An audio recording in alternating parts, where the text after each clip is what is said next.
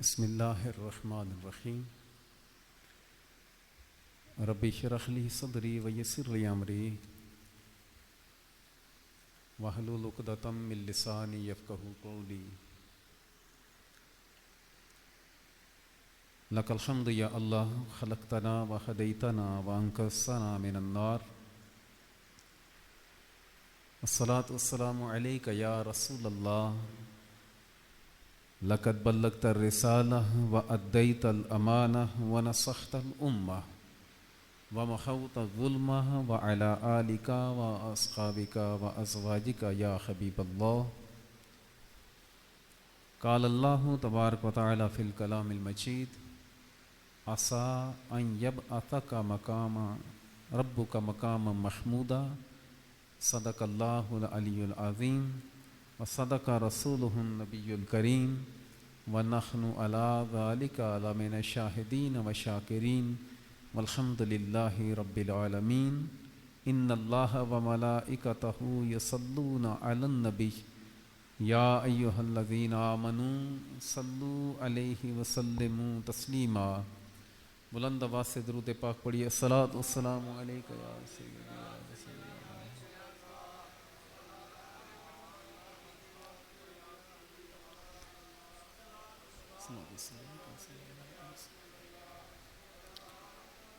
مولاي صل وسلم دائما سرمدا على حبيبك خير الخلق كلهم منزه عن شريك في محاسنه فجوهر الحسن فيه غير منقسم يا ربي بالمصطفى بلغ مقاصدنا واغفر لنا ما مضى يا واسع الكرم اللہ جل جلالہ وعم نوالہ وعظم ذکرہ واتم برہانہ وأجل شانہ کی حمد و ثنا اور سرور کائنات مغفر موجودات زینت بسم کائنات قائد المرسلین خاتم النبیین احمد مجتبیٰ جناب محمد مصطفیٰ صلی اللہ علیہ وسلم کی بارگاہ اقدس میں ہدیہ درود و سلام عرض کرنے کے بعد اللہ کریم کی بارگاہ میں دعا ہے کہ ہم سب کو قرآن اور سنت کی سمجھ عطا فرمائے۔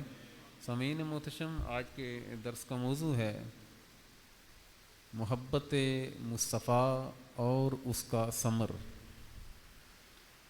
سرکار دو عالم صلی اللہ علیہ وسلم کی محبت اگر اس کا نچوڑ نکالا جائے تو اس کا نچوڑ بنتا ہے ایمان۔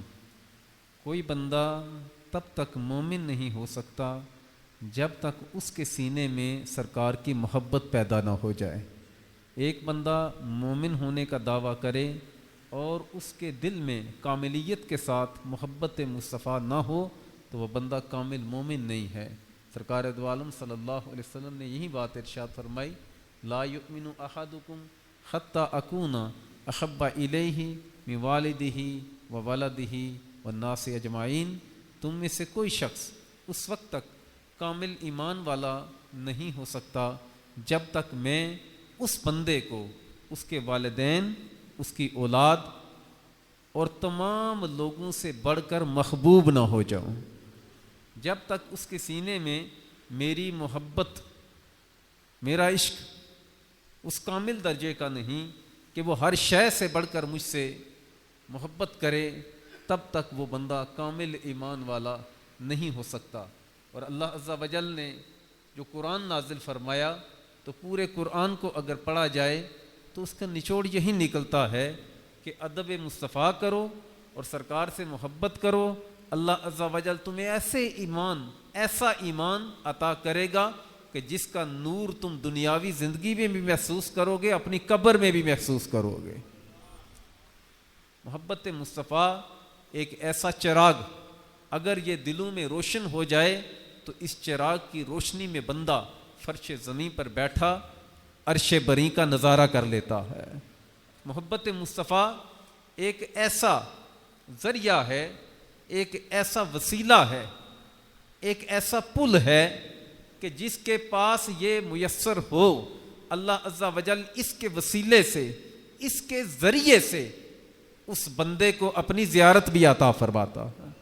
اور یہ محبت مصطفیٰ ایک ایسا ہتھیار، ایک ایسا آلہ، ایک ایسی شے کہ اگر اس کے پاس محبت مصطفیٰ ہے، یہ آلہ موجود ہے، یہ ہتھیار موجود ہے، تو دنیا کی کوئی طاقت اسے شکست نہیں دے سکتی ہے۔ محبت مصطفیٰ ایک ایسا باغ ہے کہ جس باغ میں ہر رنگ کا پھول ہے، ہر کلر کا، ہر رنگ کا اس میں پھل ہے، ہر ذائقہ کا پھل ہے۔ وہ پھل جب چنتا ہے، وہ محبت مصطفیٰ کے باغ سے بندہ جب پھل چنتا ہے تو پھل ختم نہیں ہوتا، ایک چنتا ہے اللہ کئی عطا فرما دیتا ہے۔ ایک پھول سونگھتا ہے، اس ایک پھول میں ایک کی نہیں، دنیا کے ہر پھول کی ہر رنگت اور ہر رنگت کے ساتھ ہر خوشبو اس ایک محبت مصطفیٰ کے پھول سے آتی ہے۔ محبت مصطفیٰ ایک ایسا لباس اگر کوئی پہن لے تو اس لباس کے ذریعے اللہ عز و جل اس کے سینے میں تقوی کا نور پیدا فرماتا ہے۔ محبت مصطفیٰ ایک ایسا بچھونا، ایک ایسا اوڑھنا اور ایک ایسی شے ہے کہ بندہ کہیں بھی دنیا سے دتکارا ہوا ہو، لوگ اسے ستا رہے ہوں، لوگ اسے پریشان کر رہے ہوں، لوگ اس پر ظلم کریں، محبت مصطفیٰ ایک ایسا بچھونا ہے جو سو جاتا ہے اللہ عز و جل اس کی روح کو بھی تسکین عطا فرماتا ہے۔ محبت مصطفیٰ رب عز و جل کا وہ انعام جس انعام کے ملنے کے بعد کسی انعام کی تمنا رہتی ہی نہیں ہے۔ محبت مصطفیٰ رب عز و جل کی طرف سے وہ عطا جس عطا کے بعد کسی عطا کی ضرورت ہی نہیں ہے۔ محبت مصطفیٰ رب کی طرف سے وہ عبادت، رب کی طرف سے وہ فریضہ کہ جس سے بڑھ کر کوئی فریضہ کائنات میں ہے ہی نہیں ہے۔ محبت مصطفیٰ جس میں جتنی کاملیت آتی جاتی ہے، جتنی زیادہ زیادتی ہوتی جاتی ہے، جتنی بڑھتی جاتی ہے، اتنا ہی بندہ رب کے قریب ہوتا جاتا ہے۔ اور محبت مصطفیٰ ایک ایسی شے کہ یہ بندے کے سینے میں ہے، یہ بندے کے دل میں ہے، بندہ دل میں جو تمنا کرتا ہے اللہ عز و جل جائز تمنا کو پورا فرماتا ہے۔ محبت مصطفیٰ ایک ایسا رب کا انعام، ایک اس کا ایسا کرم، اگر بندہ دنیا میں ہے، اگر بندہ دنیا میں ہے اور دنیا میں رہ کر محبت مصطفیٰ کی کاملیت کے ساتھ کسی شے کی تمنا کرتا ہے تو اللہ اس دنیا کی زندگی میں جنت کا پھل عطا فرماتا ہے، جنت کا۔ اور اگر کوئی مقدروں والا ہو اور محبت مصطفیٰ میں کاملیت کے درجے پر ہو اور اس کے سینے میں آقا کی محبت کے سوا کوئی ہو ہی نہ، تو اللہ عز و جل حوض کوثر کا پانی و جنت کا پانی اسے دنیا میں ہی عطا کرتا ہے۔ محبت مصطفیٰ ایک ایسی شے کہ جس کے بغیر ایمان کامل نہیں، جس کے بغیر روح کو سکون نہیں، جس کے بغیر کوئی بندہ مومن نہیں، جس کے بغیر کوئی انعام نہیں، جس کے بغیر دنیا بھی نہیں، آخرت بھی نہیں، جس کے بغیر محبت بھی نہیں اور خدا بھی نہیں، ملتا ہی نہیں اللہ جب تک سینے میں کاملیت کے ساتھ محبت مصطفیٰ موجود نہ ہو۔ اور جس کا دل اس کے خالی ہے، دنیا کی ساری روشنیاں مل کر اس کے دل میں روشنی پیدا نہیں کر سکتی۔ اور محبت مصطفیٰ جس کے سینے میں نہیں، وہ بندہ کبھی بھی متقی نہیں ہو سکتا، پرہیزگار نہیں ہو سکتا، رب کا قریبی نہیں ہو سکتا، رب کا قرب نہیں پا سکتا۔ ہاں، محبت مصطفیٰ ایک ایسی شے ہے، یہ نور اگر سینے میں ہے، بندہ آنکھیں بند کرے، مصطفیٰ کا بھی دیدار اور مصطفیٰ کے خدا کا بھی دیدار اللہ عطا فرما دیتا ہے۔ اللہ اپنا دیدار عطا کرتا ہے، اور اس پر احادیث شاہد ہیں، احادیث گواہ ہیں، قرآن کی آیات گواہ ہیں۔ اللہ عز و جل قرآن میں ارشاد فرماتا ہے کہ قیامت کے دن جب لوگ اٹھیں گے نا اپنی قبروں سے، جو مومنین ہوں گے ان کے ساتھ ایک نور نکلے گا۔ کیا نکلے گا؟ نور نکلے گا۔ اس نور، وہ جو نور ہوگا وہ کبھی ان کے دائیں طرف دوڑ رہا ہوگا، کبھی بائیں طرف دوڑ رہا ہوگا، کبھی آگے دوڑ رہا ہوگا، کبھی پیچھے دوڑ رہا ہوگا۔ تو گویا یہ وہ نور ہے جو سینے میں محبت مصطفیٰ کا لے کر دنیا سے گیا تھا. اس نور نے اس بندے کی قبر کو روشنی عطا کی ہے.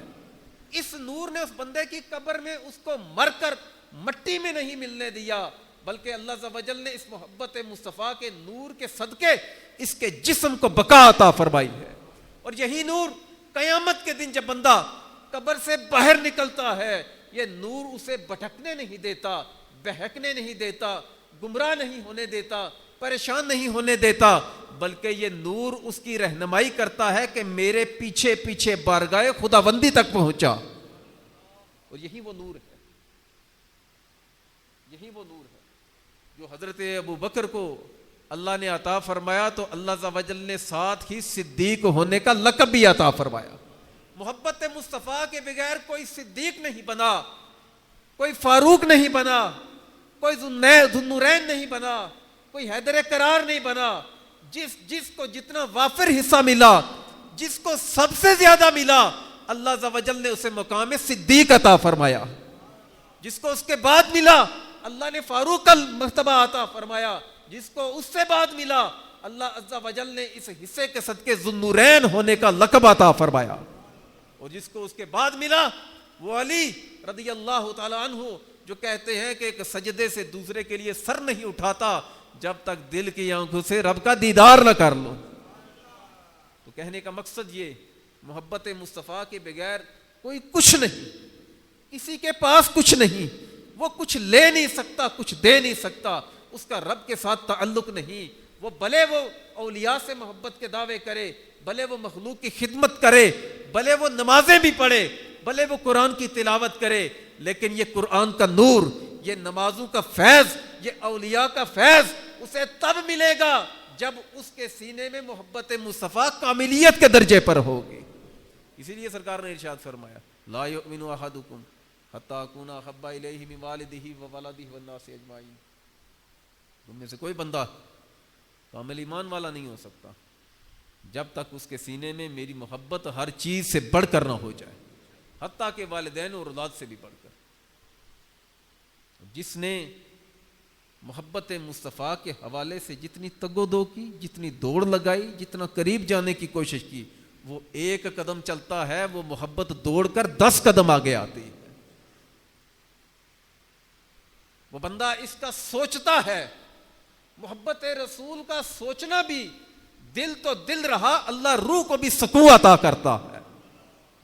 محبت مصطفیٰ ایک ایسی شے, ایک ایسا انعام کہ بندہ اس کی طرف رغبت بھی کرے, اس رغبت پر بھی اللہ عز و جل عبادت کا ثواب عطا کرتا ہے.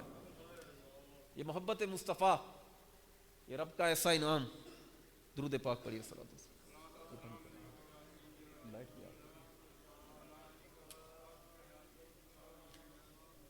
درود پاک پڑھیے. الصلاۃ والسلام علیہ.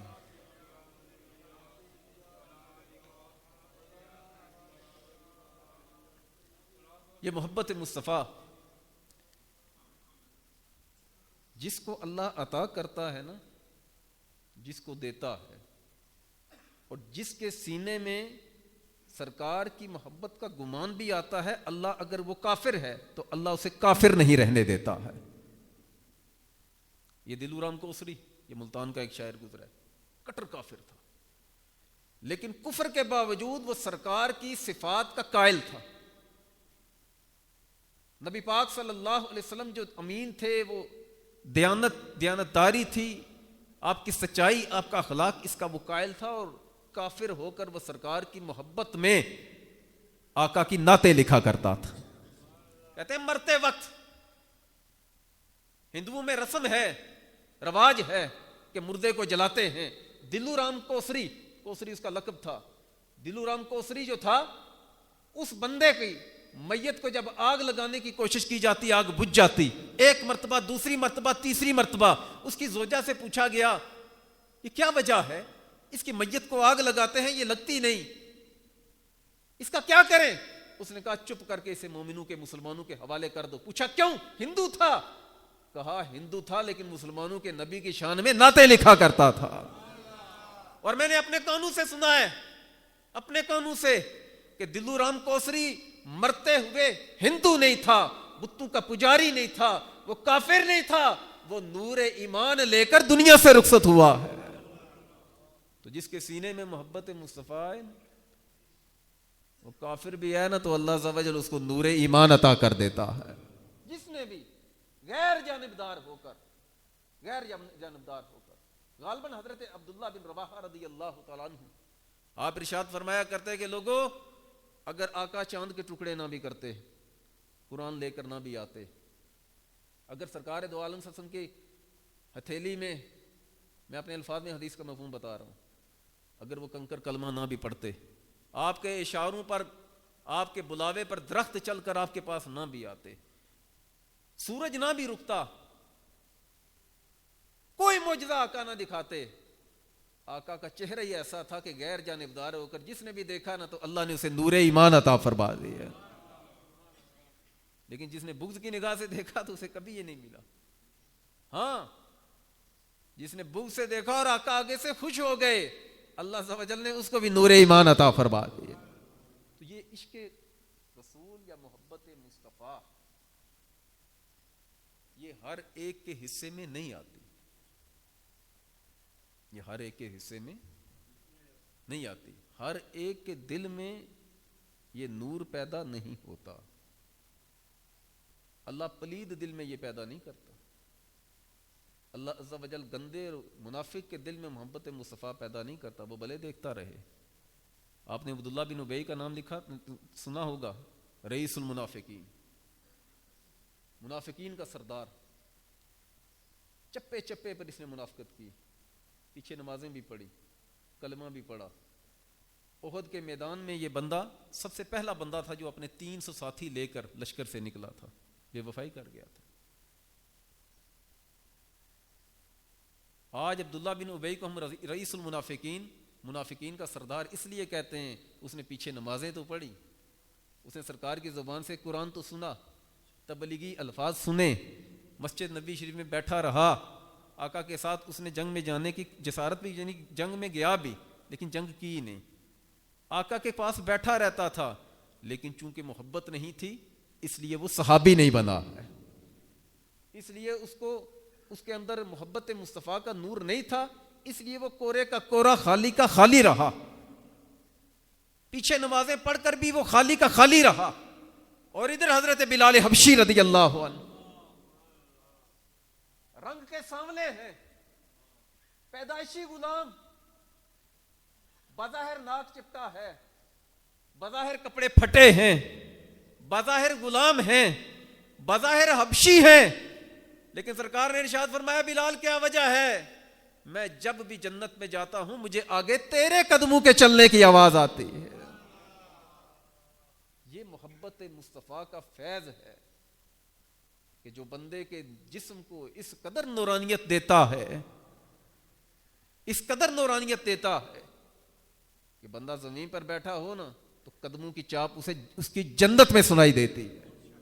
اور پھر گواہی کوئی اور نہیں دے رہا, گواہی وہ شخصیت دے رہی ہے جس کے بارے میں اللہ نے خود قرآن میں ارشاد فرمایا وما ينطق عن الهوى ان هو الا وحی یوحی, یہ میرا محبوب اپنی خواہش سے کچھ نہیں کہتا, اپنے پاس سے کچھ نہیں کہتا, اپنے پلے سے کچھ نہیں کہتا, زبان محبوب کی ہوتی ہے, کلام ہمارا جاری ہوتا ہے.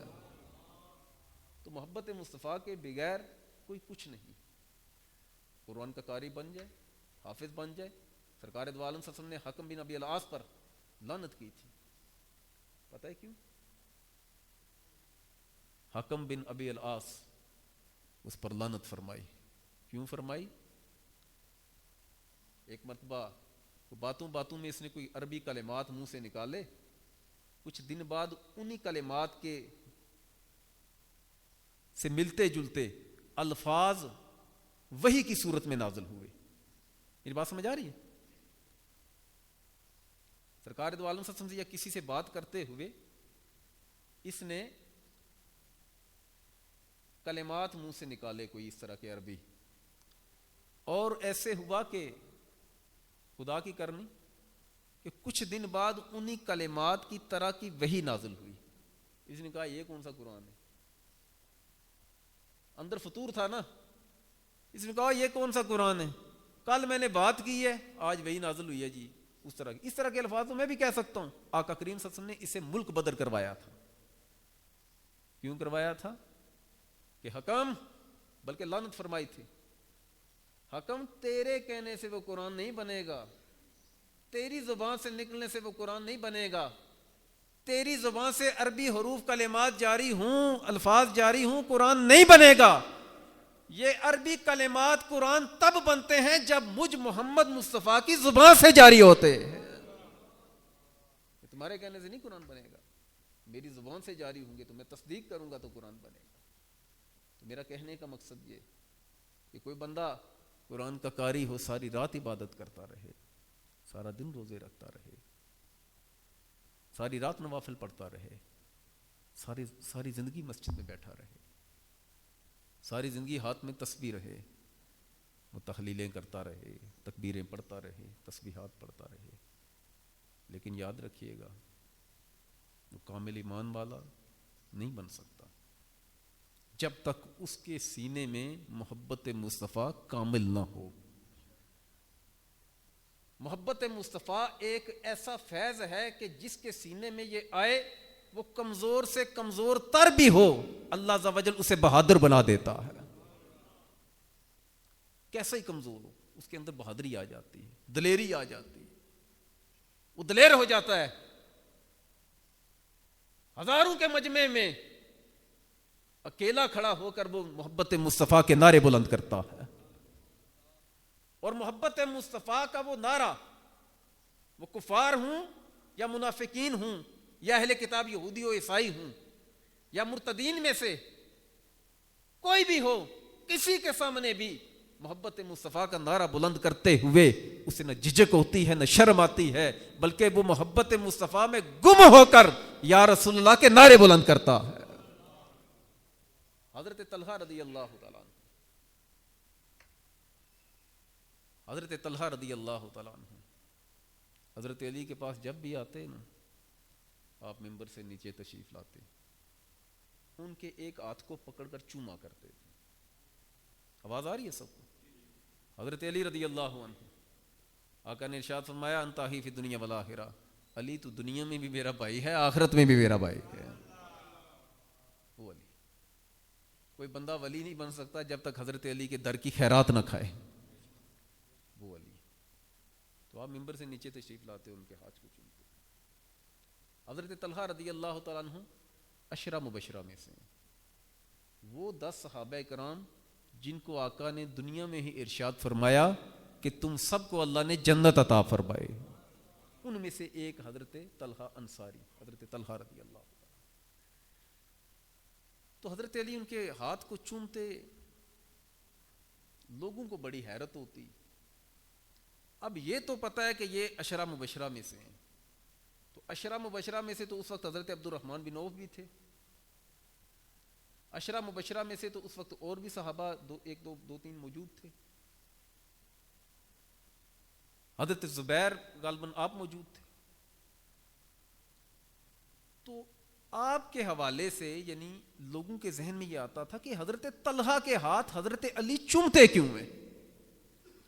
ایک دن حضرت طلحہ سے لوگوں نے پوچھا حضرت یہ حضرت علی جو آپ کا ہاتھ چومتے ہیں، اور چومتے بھی وہ ہیں کہ جو بالکل ہی شل ہو چکا ہے، انگلیاں بھی کوئی نہیں، ہتھیلی بھی پوری کوئی نہیں، شل ہو چکا ہے. شل سمجھتے ہیں؟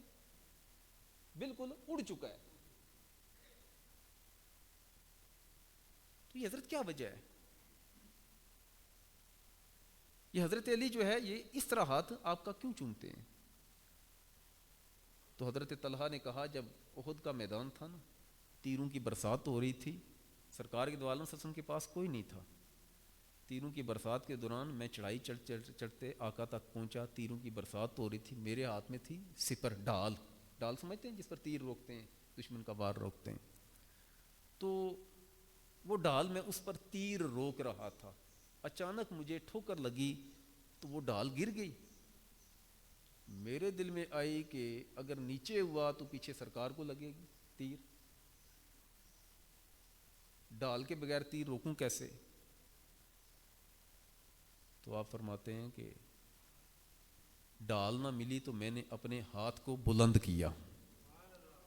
جو تیر آتا میں اپنے ہاتھ پر روک لیتا. ایک نہیں دو نہیں کتنے تیر لگے, اتنے تیر لگے کہ میری انگلیاں بھی اڑ گئیں, میری ہتھیلی بھی اڑ گئی, ہاتھ شل ہو گیا, لیکن خوشی یہ تھی کہ آقا کو کوئی زخم نہیں پہنچا.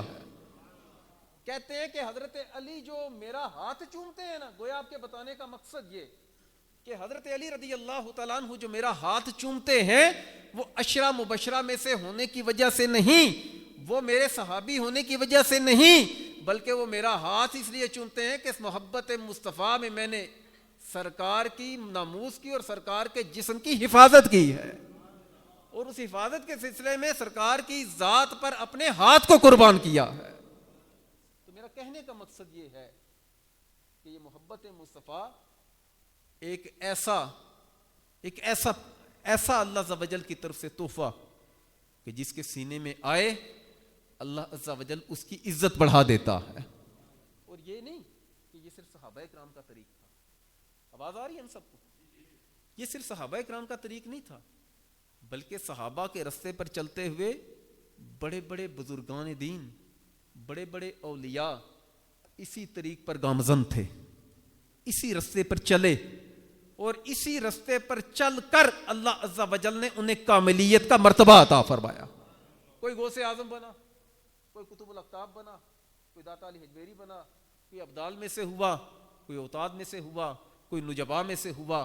الغرض جس کے اندر محبت میں جتنی کاملیت تھی اللہ عز و جل نے اس محبت کے صدقے اسے وہ مرتبہ عطا فرمایا. اور ایک اور چیز, انہی اولیاء کا یہ فیض ہے, انہی کی تبلیغ کا اثر ہے کہ اگر بظاہر یہ تو تقسیم ہم نے کی ہوئی ہے نا, فلاں دنیا دار ہے اور فلاں دین دار ہے, یہ تو ہم نے تقسیم کی ہوئی ہے نا. اسلام میں ایسی تقسیم کوئی نہیں ہے. دنیا دار تو ہم اسے کہتے ہیں جو بندہ مسجد کا امام نہ ہو, مولوی نہ ہو, درس نظامی نہیں کیا ہوا, حفظ نہیں کیا ہوا, ہم سمجھتے ہیں وہ دنیا دار ہے. اور جس نے حفظ کیا ہوا ہے یا داڑھی شریف رکھی ہوئی ہے, امامہ شریف باندھا ہوا ہے, مسجد کا امام, ہم کہتے ہیں یہ دین دار آدمی ہے. یہ تقسیم ہماری ہے. کئی ایسے ہیں کہ جنہوں نے داڑھی شریف بھی نہیں رکھی, قرآن حفظ ہی نہیں کیا. قرآن حفظ کرنا تو دور کی بات, دیکھ کر پڑھنا نہیں آتا, کبھی نماز بھی نہ پڑھی ہو. یہ تو رب کے فیصلے ہیں نا. لیکن محبت مصطفیٰ میں کاملیت کی وجہ سے وہ کئی دین داروں سے کئی ہاتھ آگے ہوتے ہیں.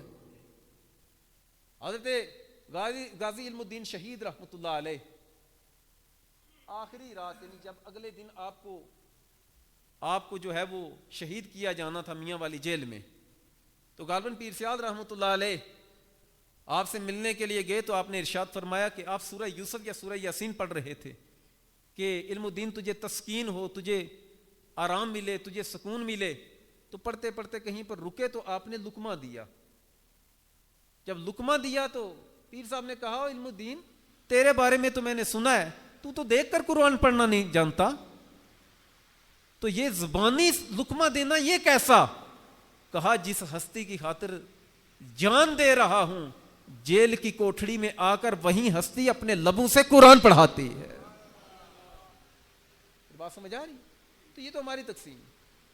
تو میرا کہنے کا مقصد یہ نمازیں, یہ روزے, یہ زکاتیں, یہ عبادتیں, یہ مساجد میں بیٹھنا, یہ والدین کی خدمت, یہ عبادات کرنا, یہ تب جا کر رب کی بارگاہ میں مقبول ہوگا جب ہمارے سینے میں محبت مصطفیٰ کامل ہوگی.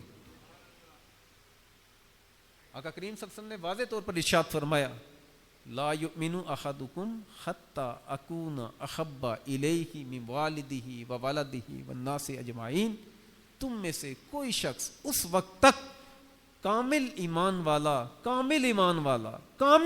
والا نہیں ہو سکتا جب تک میں اسے ہر شے سے پیارا نہ ہو جاؤں. حتیٰ کہ اولاد سے بھی بڑھ کر محبت مجھ سے ہو, والدین سے محبت بڑھ کر مجھ سے ہو. علامہ اقبال رحمۃ اللہ علیہ ایک بات ارشاد فرمایا کرتے، لوگوں اپنے بچوں کو نا محبت مصطفیٰ سکھاؤ۔ حضرت کیسے سکھائیں؟ آپ فرمایا کرتے ان کے سامنے سرکار دو عالم صلی اللہ علیہ وسلم کی سیرت کا تذکرہ کیا کرو، آقا کریم صلی اللہ علیہ وسلم کی سیرت کا تذکرہ کیا کرو، آقا کا اخلاق کیسا تھا، آقا کریم صلی اللہ علیہ وسلم چلتے کیسے تھے، سرکار دو عالم صلی اللہ علیہ وسلم پڑوسیوں کے ساتھ کیسے تھے، گھر کیسے تھے، محلے والوں کے ساتھ کیسے تھے، امام کس طرح کے تھے، سربراہ مملکت کس طرح کے تھے، آقا مقتدیوں کے ساتھ آپ کا کیا تعلق تھا، ایک جج کے طور پر آپ کیسے تھے، کردار آپ کا کیسا تھا، آپ کا کھاتے کیسے تھے، پیتے کیسے تھے، سوتے کیسے تھے، چلتے کیسے تھے، سرکار کی سیرت کا بیان کیا کرو اولاد کے سامنے۔ جب سرکار کی سیرت بیان کریں گے نا تو کسی اور کی سیرت پڑھنے کی ضرورت ہی نہیں رہے گی۔ بچے کے دل میں تجسس پیدا ہوگا کہ جو میرے نبی تو وہ ہے کہ جو اس طرح بولتے تھے، اس طرح کھاتے، اس طرح پیتے، اس طرح گفتگو کرتے، پڑوسیوں کے ساتھ اس طرح، دوستوں کے ساتھ اس طرح، رشتہ داروں کے ساتھ اس طرح، تو یقیناً وہ سیرت رسول پر عمل کرتے کرتے بارگاہ رسالت تک پہنچ جائے گا۔ پھر فرمایا کہ دوسرا کام کیا کرو، بچوں کے سامنے سرکار دو عالم صلی اللہ علیہ وسلم کی صورت کا ذکر کیا کرو۔ کس کا ذکر کیا کرو؟ نبی پاک صلی اللہ علیہ وسلم کی صورت کا ذکر کیا کرو۔ حضرت ابو طفیل عامر بن واصلہ رحمۃ اللہ علیہ، یہ آخری صحابی ہیں، سن 110 ہجری میں آپ کا وصال ہوا، ان کے بعد کوئی صحابی دنیا میں نہیں رہا۔ میری بات سمجھ آ رہی ہے؟ کیا نام ہے ان کا؟ ابو طفیل عامر بن واصلہ رحمۃ اللہ رضی اللہ تعالیٰ عنہ، یہ 110 ہجری میں ان کا وصال ہوا ہے۔ تو آپ نا آخری حج جب آپ نے کیا غالباً، اس وقت میدان عرفات میں ایک بلند ٹیلے پر آپ کھڑے ہوئے، تو آپ نے لوگوں کے سامنے اعلان کیا، لوگوں سنو، جس ہستی نے براہ راست اپنی آنکھوں سے آقا کی زیارت کی ہے ایمان کے ساتھ، جس ہستی کو صحابی ہونے کا مرتبہ، لقب، انعام ملا ہے، ان میں سے آخری بندہ میں ہوں کہ جس نے اپنی آنکھوں سے آقا کے چہرے کو دیکھا ہے۔ تو آپ نے جو ہی یہ صدا بلند کی نا، تو لوگ دوڑتے ہوئے میدان حج سے، عرفات سے آپ کے قریب جو ہے، مزدلفہ تھا یا عرفات تھا، قریب جمع ہو گئے، دائیں بائیں گھیرا ڈال دیا آپ کو۔ تو کسی نے نہیں پوچھا ابو طفیل یہ بتاؤ کہ سرکار کھانا کیسے کھاتے تھے، یہ چلیں یہ چھوڑیں، کسی نے نہیں پوچھا ہم حج کیسے کریں، احرام کیسے باندھیں، وقوف عرفہ کیسے کریں، وقوف مزدلفہ کیسے کریں، منا میں قربانی کیسے کریں، رمی جمار کیسے کریں، طواف زیارہ کیسے کریں، کسی نے نہیں پوچھا۔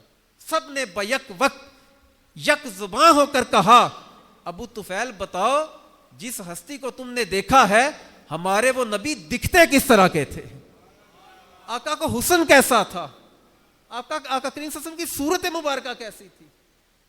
تو سرکار اپنے بچوں کے سامنے سرکار کی صورت کا ذکر کرو۔ تو تیسری چیز کہا، سرکار دو عالم صلی اللہ علیہ وسلم پر درود پاک کثرت سے پڑھا کرو، اپنے بچوں کو بھی عادت ڈالو کہ وہ درود پاک پڑھیں۔ میری بات سمجھ آ رہی ہے نا؟ میرا نبی مطلب جس کی سیرت اتنی خوبصورت، جس کی صورت اتنی خوبصورت، تو بچے کے دل میں خیال آئے گا اس نبی پر بار بار درود بھی پڑھنا چاہیے جس پر میرے بڑے درود پڑھ رہے ہیں۔ تو سرکار دو عالم صلی اللہ علیہ وسلم کی محبت ہی ہر عمل کی مقبولیت کی کنجی ہے۔ وضو، غسل، نماز، روزہ، حج، زکوٰۃ تب قبول ہوں گے جب سینے میں محبت مصطفیٰ کی کاملیت ہوگی۔ اللہ عز و جل ہم سب کو عمل کی توفیق عطا فرمائے۔